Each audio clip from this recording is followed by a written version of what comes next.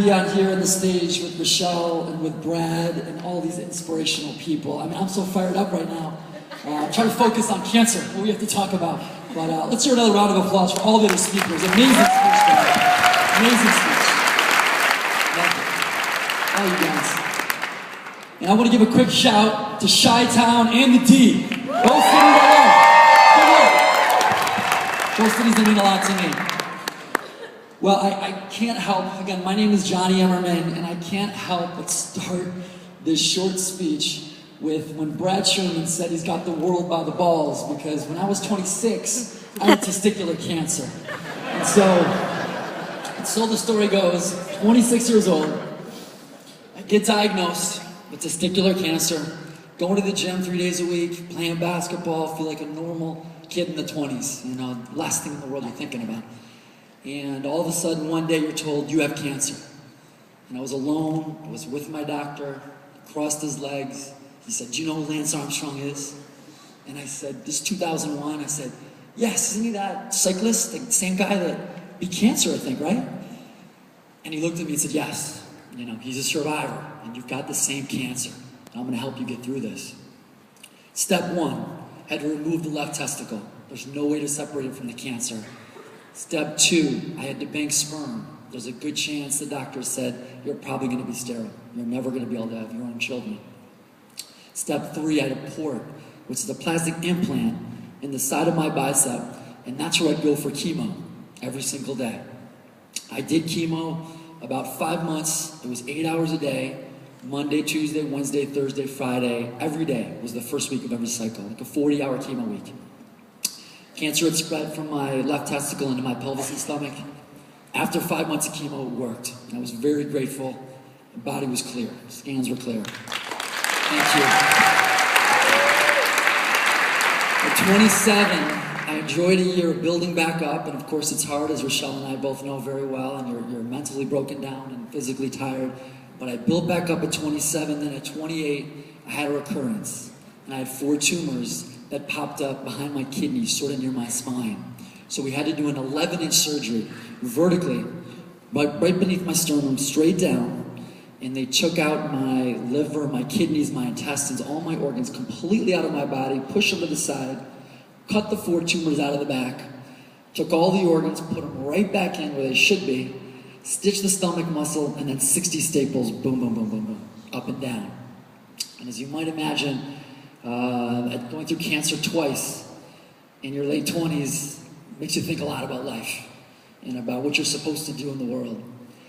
And I had the most amazing Jewish mother in the world that slept at the hospital. She was there every minute, every chemo, every surgery. She's amazing. The most loyal, giving person I've ever met in my life. My brother was great, my friends were great, 15 people around me during chemo every day. I was never alone. But the one missing puzzle piece is I looked around and I didn't know anyone that could look me back in the eye and say, I get it because I've been there. I get it because I relate and I remember. And I beat what you got, and guess what? I'm in the gym and I'm going to work and I'm living strong and I'm happy and I'm healthy and I'm back on my feet again. And life is awesome. I'm doing good things in the world. Keep your chin up, kid, because you're going to get there too. And that's what I wanted to find.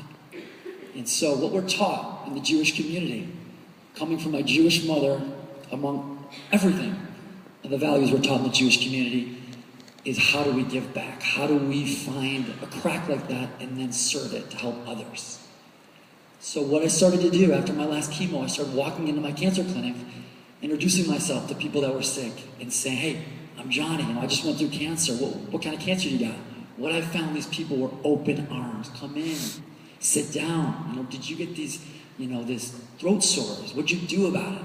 Did you get this funky rash from chemo? What type of chemo did you have? Instant friendships from 2 people who shared an amazing, amazing bond and amazing experience. And over time, I realized this idea is scalable. We can help anybody. I can help people locally in Detroit, Michigan, in my cancer center, but there's people all over that can be helped. So we started reaching survivors, and we started building a network of survivors, from 5 survivors to 10 survivors to hundreds. Today it's over 4,000 cancer survivors, or angels, with Imerman Angels. And the power is in the team. I'm one survivor. Thousands together, as Lance Armstrong said, unity is strength. Thousands together change the cancer world. So what do we do all day? We take calls at Imerman Angels based in Chicago. We take calls and we say, we know someone you should know. The survivor's your age, your gender, beat your cancer at your stage level with identical treatments, and they're living strong. You gotta know them. One-to-one, we connect them. And then what happens when you get somebody anywhere in the world, in Israel, in Florida, in London, parents call us and say, I have a 4-year-old with leukemia named Isabel, and we're alone. Nobody knows what we're going through. This is our little kid. We want to hook those parents up with another set of parents that say, our little girl, Sue, beat that when she was 4, and she's okay today. You know, she's going to get through this. We'll help you. Connect the parents. So one-to-one cancer support. That's what Imerman Angels does. And if there's one message I can leave with you guys in closing is that anyone can do anything. If you believe in it so much, and you care about it so much, and it makes the world a better place so much, get off your feet and build it. Dream big, think big, anything can happen. We started with a handful of survivors. Today is 4,000. I can't wait till we're at 4 million survivors. And we'll get there. And we'll do it one at a time.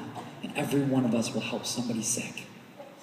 And the last point I do want to say is, again, we're about connecting.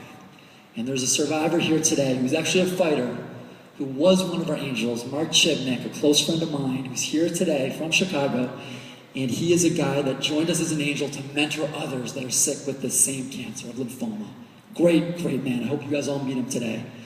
And he had a recurrence as well. And what he needs is a stem cell donor. And you're much more likely to get it from the Jewish community.